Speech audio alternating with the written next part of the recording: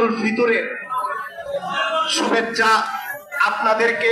আগাম ঈদ মুবারক।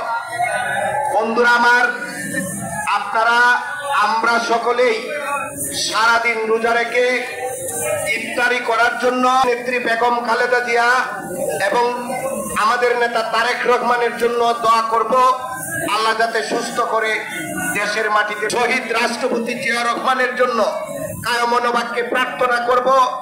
আল্লাহ যেন পরকাল উনার ভালো করেন, বেহেশতের সর্বোচ্চ স্থানে উনাকে অধিষ্ঠিত করেন। দীর্ঘ 17 বছর অনেক অত্যাচার, নির্যাতন, গুম খুন, হত্যা, লাঞ্ছনা, বঞ্চনা, গঞ্জনা কত কিছু সহ্য করে দীর্ঘ 17 বছর আমরা রাজপথে ছিলাম।